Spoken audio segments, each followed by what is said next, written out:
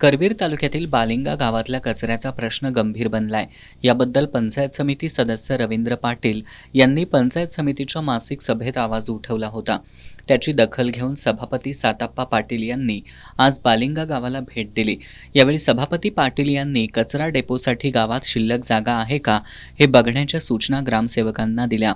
जागा शिल्लक नसेल तर भाडेतत्वावर घ्या असं सभापतींनी सुचवलं।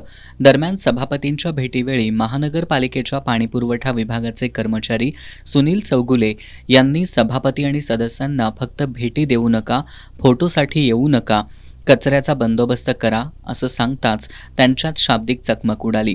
यावेळी पंचायत समिती सदस्य रवींद्र पाटील यांनी अधिकाऱ्यांना धारेवर धरत घनकचऱ्याचं व्यवस्थापन करून लवकरात लवकर प्रश्न मार्गी लावा, अन्यथा तीव्र आंदोलन करण्याचा इशारा दिलाय।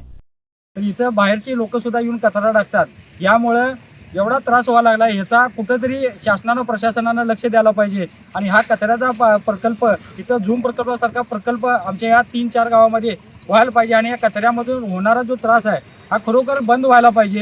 याच्यावर काहीतरी मार्ग काढावा, यासाठी वेळीच प्रशासनानं लक्ष घालावं अशी मी आपल्या सर्वांच्या वतीनं विनंती करतो। बालिंगा ग्रामपंचायतीमध्ये झालेल्या बैठकीत शिंगणापूर नागदेववाडी इथला कचरा पेटवल्यानंतर धुरामुळे मुलं आजारी पडत असल्याचं ग्रामस्थांनी सांगितलं।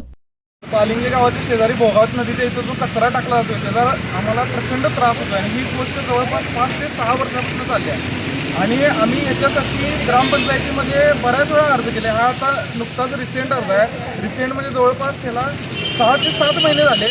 यानंतर हा अर्ज दिल्यानंतर हा अर्ज जिल्हाधिकारी कार्यालय, पंचायत समिती आणि ग्रामपंचायत पण सबमिट केला आहे। हा अर्ज दिल्यानंतर जवळपास 3 ते 4 मीटिंग झाल्यात, पण ह्याच्यावर अजून कुठल्याही प्रकारची कारवाई झालेली नाही आणि काही आम्हाला फक्त आश्वासन दिलं गेलं आणि ह्याच्यावर काही ॲक्शन घेतली गेलेली नाही। तर ह्या प्रश्नाचा लवकरात लवकर निकाल लागायला पाहिजे।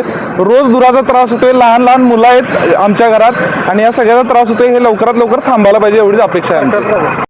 यावेळी सभापती पाटील यांनी घनकचरा व्यवस्थापनाबाबत अधिकाऱ्यांना आणि ग्रामसेवकांना सूचना दिल्या।